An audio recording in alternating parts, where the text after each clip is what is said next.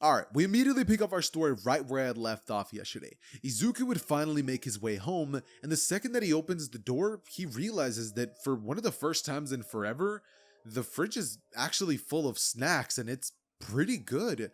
His brothers and sisters, adopted brothers and sisters obviously, are enjoying themselves, and it looks like they're not as scared of their parents. They're being a lot more lenient, and because of that, this translates to the kids doing a lot more housework around the house, with them actually being able to enjoy the TV every now and then, and Izuku having a smile on his face seeing that just that one little change of him showing the parents that one day they're going to be compensated for just treating the kids like they should be treated. Izuku would smile knowing that he is already a hero before even getting his license. And so Izuku would make his way to his room after grabbing a small snack from the kitchen and begin to go to sleep, as once he does so, he would finally wake up and see Shukaku. And he would be like, "What do you want this time? Can't you just let me take a nap in peace?" And Shukaku would say, you think I'm gonna let you take a nap after that embarrassing performance? You let people talk however they want to you. You don't show off as much as you should, and you're still letting those dumb adoptive parents of yours continue to breathe. I say you just take over this world and make everyone have to live a happy life. Guess Madara had the right idea.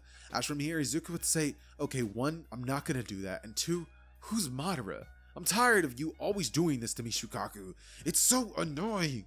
He would say, as Shukaku would say, but you love it, don't you, kid? As Izuku would just finally be like, whatever, and would walk away towards like the void before just like kind of closing his eyes and finally getting into a deep sleep state. From here, we would finally cut to Izuku making his way towards the class the very next day, and when Izuku would do so, he would actually end up bumping into Jiro, who, seeing him, would be like, sorry about that, and Izuku would say, it's really no problem. Opening the door for her, she would walk in, and both of them would look at each other, kind of acknowledging that like they don't have to address whatever just happened out there since nothing did happen, and they kind of just ignore each other. From here, Izuku would just sit down as Aizawa goes on to explain that they're going to be needing to have these permission slips signed off by their parents or guardians to say whether, they're able to actually go to the USJ or not. And so Izuku, after hearing that, would be like, alright, sounds good, asking when exactly this little USJ event's gonna happen, as Aizawa would say that it's gonna be taking place 1 week from now. As Izuku would say that's great, and suddenly Aizawa would say, oh, and one more thing. But before he could even finish his sentence, you would just see All Might busting through the door being like, I am here! As Aizawa would say, All Might's gonna be your teacher. As everybody in the classroom instantly starts getting super excited, and Izuku has a lot of respect for All Might, but he's not a fanboy like the one that we have in the original. Like I said, this Deku, very different than the one that we're accustomed to, and not gonna lie, I'm having a bit of fun recording this version of Izuku. Speaking of recording, I might even record the second part to the Bardock Naruto video, which, if you guys go on to finish this video, then go check out my part 1 for Bardock, and maybe part 2 will already be out. Typically, I'm going to do like 1 hour space between them, so you guys have time to watch one and then the other. So yeah, anyways.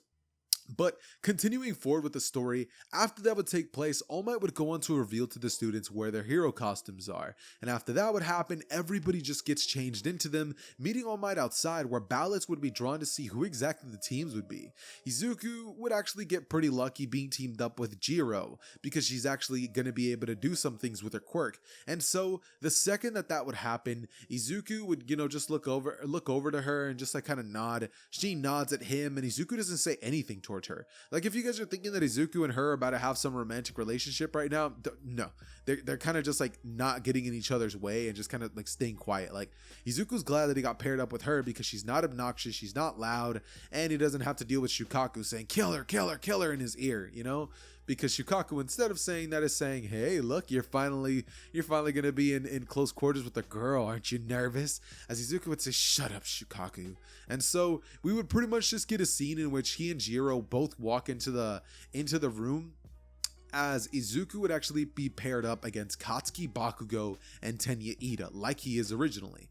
What would take place after this is Jiro would place her earphone jack straight into the ground, saying that someone's approaching them fast, as Izuku would have actually already known that, seeing as sand would be throughout the entire building and little eyeballs would appear, as they can track Bakugo's movements. The second that Bakugo would turn the corner, there would be like a gigantic sand ball that would come flying at him, causing Bakugo to have a bunch of sand going in his hair and in his costume, pissing Bakugo off greatly, as Izuku would just have a slight smirk on his face and say that finally he can pay Bakugo back for all those times.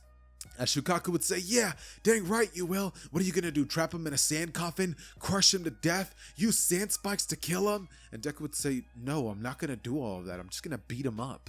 As Shukaku would be like, you're lame. Gaara would have done so much more than that. And Izuku would say, well, I'm not Gaara, am I? Shukaku would say, guess you're not. At least you have a better haircut than him.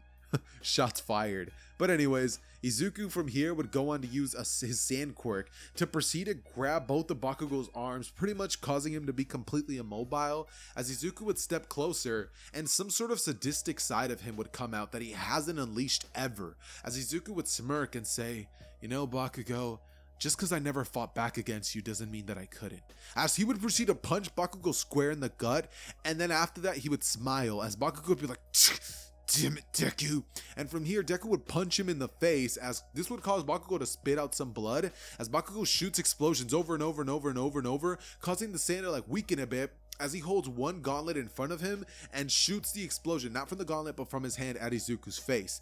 This would cause some pieces of sand to fall off of Izuku's face, as it would be revealed that Izuku had sand armor. And from here, Izuku would proceed to cover Bakugo up in sand from the neck down, as Bakugo, trapped inside of it and unable to move, would begin to slowly feel his entire body being squeezed, as Shukaku would say, good.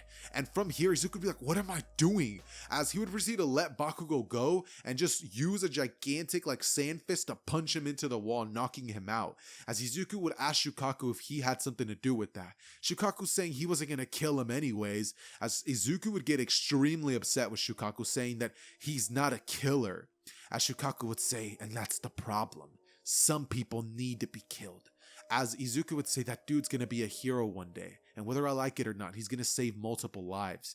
As he would go off to make his way towards where Tenya Ida is, and seeing that Jiro was right next to him, Izuku would say, why don't you take this one?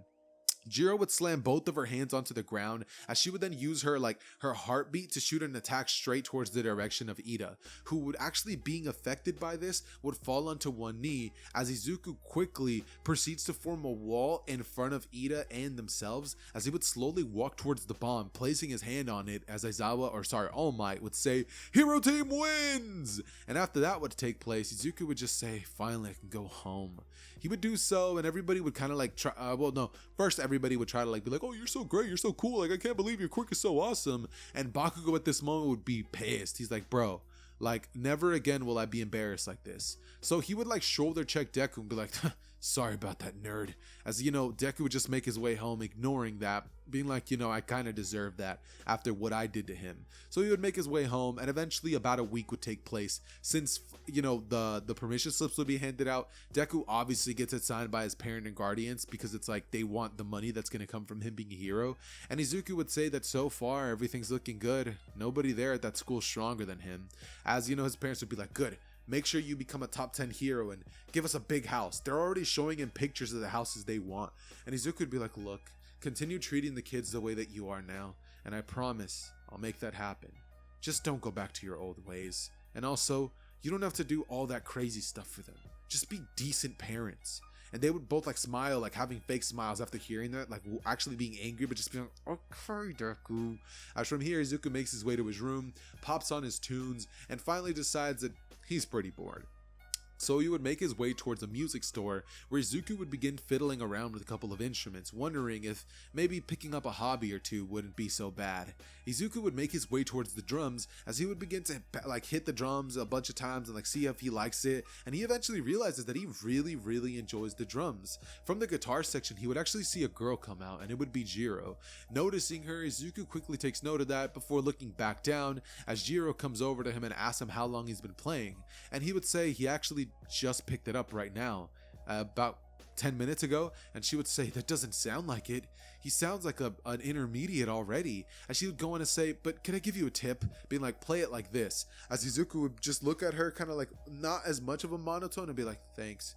As you know, like both that little interaction's finally done and over with, and Izuku would make his way towards the bus, you know, since we would time skip straight to the day of the USJ. And so what takes place after this is we would have everybody in the classroom just pretty much discussing like, who in the world is the strongest in the class? They all know that it's not Bakugo, though he is one of the strongest, but because he got beat by Deku and Todoroki's performances were the top of their class, so they would start to be like, yeah, it was clearly Deku's the strongest, and someone would be like, no way, Todoroki could just freeze his sand. There's no way Izuku could defeat him. And so, that's pretty much what would be taking place. Like, everybody's just trying to figure out who's the stronger of the two, right? Until finally, we would have Izuku kind of just looking out the window and just ignoring them. As Jiro, who would actually be sitting next to him, since, they got unlucky with that, would look at him and be like, just ignore them. They're pretty annoying. That's what I do. Izuku would smile towards her, and Kaminari, seeing that that's the girl that he liked, would kind of begin getting kind of jealous of Deku. So he would kind of want to show off and show that he's better. Plus, it kind of helps that Kaminari has an electric quirk, meaning he could kind of turn, theoretically, the sand into glass and harden it so that Izuku can actually use his attacks. But unfortunately for Kaminari, he doesn't exactly have the firepower to do something like that. So what would take place is we would finally find our students getting off the bus, having a speech from Pro Hero 13, which, mind you, is the most boring speech I've ever heard. Even me watching the anime and seeing her pretty much tell the students something that everybody knows, I was skipping through it. And that was my first time watching the anime, so yeah, she's boring. But anyways, after that would take place, we would finally have Kurogiri appear in the center of everything. As Izuku could just sense danger coming from it, but not knowing if it was a villain or hero, he would choose to not really do anything about it. Izuku, though, would finally end up being teleported into the water section, as Izuku, using all the sand inside of the USJ, would catch himself before then looking down, the sand is holding him up, and seeing that there's a bunch of villains in the water. Izuku decides that it'd be kind of fun to mess with these guys. And so what Izuku would do is begin to move the ground beneath the earth that was kind of containing all that water, and he would begin to cause a mini earthquake in that area by using a sand quirk. This would cause all of the villains to get shaken up, as the waves of the thing would start to bother them. This would actually include Tsuyu and Mineta, who are currently down there.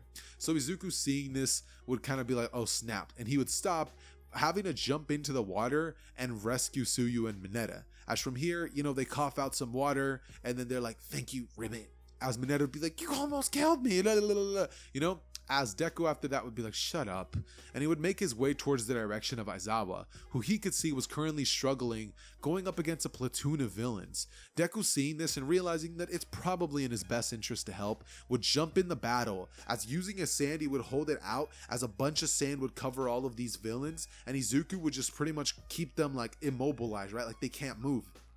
And after that would happen, Izuku turns towards Aizawa before nodding. Aizawa would nod back at him, and Deku would say, you take him, I'll take the big guy. As Aizawa will nods as well, and they're obviously referring to Shigaraki and the Nomu, as Aizawa would rush towards the direction of Shigaraki, and Izuku uses his sand to actually hold the Nomu in place. The Nomu from here would begin to break out of it by ripping its arm off, as it would start to regenerate, and Izuku, realizing that this thing can regenerate like that, would get kind of excited. He would shoot the Nomu up into the air with the sand, as the Nomu screeches, not being able to do a thing. Simultaneously, Aizawa would begin beating down on Shigaraki, who would have to be getting teleported out of there. So now it was Aizawa using his erasure quirk on the Nomu, as Izuku sat there and pretty much used a bunch of weird little sand pillars to attack the Nomu, eventually closing his eyes as a gigantic sand dragon looking like a straight up leviathan would shoot towards the direction of the Nomu, chomping it in half, as little other mini dragons would come in and eat the rest of the remains, as blood would just be pouring out of the sand, and Izuku would smile, knowing that he finally got to let loose for a bit, before asking, hey Shukaku, how was that? And Shukaku would say, I've seen better. But in reality, he was so proud of Deku in that moment. As Izuku, looking towards the direction of Shigaraki, who he knew was about to get away, he kind of just sighed as Shigaraki got teleported out of there, scratching his neck in anger, being like, it's not fair. It's not fair. And suddenly, it would be at this point that the heroes would finally arrive. Specifically, All Might. Eventually, cleanup would take place, and finally, we would have a 1-week time skip. This would lead us straight to the first day of UA after classes picked up after this event, and everybody from other classes would be waiting for them all outside the door. Izuku, however, would just walk by them, not really caring about who's there to see him, as Shinso would catch a glimpse into Izuku's eyes and realize that he's different from all the rest. there's something about him, an aura or something. But Deku just ignores like the fact that that purple haired kid looked at him, and Shinso just ignores that gut feeling kind of, as finally we would have everybody make their way towards the UA Sports Festival. And then we would get Izuku making the hero speech. Izuku's both adopted parents would be watching this, realizing that their adoptive kid's definitely about to get them the big money. And they're excited because it's like, dude, they're finally going to see what this kid's actually capable of and see if they're wasting their time or if it's good to put their hopes in this kid. As Izuku would not disappoint whatsoever. This man would proceed to shoot well, technically he doesn't disappoint in the actual like fights and stuff like that, but in the speech, these guys would get upset because Deku would just go up there and like not nervously but kind of like dryly say, everyone do our best. As from here, they would kind of like face smack and be like, what kind of hero is he gonna be? They're mad and like they would like let out their frustrations on like the kids. But finally we would get the hero race, and the second that this would begin, Todoroki would instantly freeze the ground around every single person. As Izuku, seeing this happen, would proceed to just break out of the ice as quickly as possible before then using his sand to travel just like Todoroki is. You guys know how like Todoroki's using the ice to like move around by like skating in the air, kind of like Frozone? That's exactly what Deku would be doing, and he would end up getting like 3rd place behind Todoroki and Bakugo, not really focused on winning this event, which means that in this timeline, Deku's not going to be having difficulty picking other people to be on his team. In fact, the people that would be on his team would be none other than Uraraka, Jiro, and also definitely not Mei Hatsume. So who else would maybe want to be on this team? Let's say Kaminari, because he wants to be close to Jiro, right? And he doesn't want Deku to take her from him. So he would kind of be there. And the second that the test would start, like the cavalry battle would start, Izuku would just use his perfect defense around them to make sure that they're able to keep the headband that they have, because Izuku can kind of guesstimate that if no one can take theirs, then they will at least qualify by entering like 10th place. And so, they kind of just pass by default because of that, as the parents are just like, what? Fight, show off what you can do. Like, we need to see something. Sure, you can defend, but come on, like they're getting upset. And finally, we would now have the 1v1 battles. It'd be at this point that Izuku would be matched up against Shinso, and Izuku would step up into the arena, just dryly looking at the direction of Shinso, as Shinso staring back at him would be like, must be nice to have been born with such a powerful quirk. Izuku would not respond, not caring, and Shinso would begin to get worried as a sweat drop would fall down his face, saying anything and everything he could at his disposal to maybe get him to say something.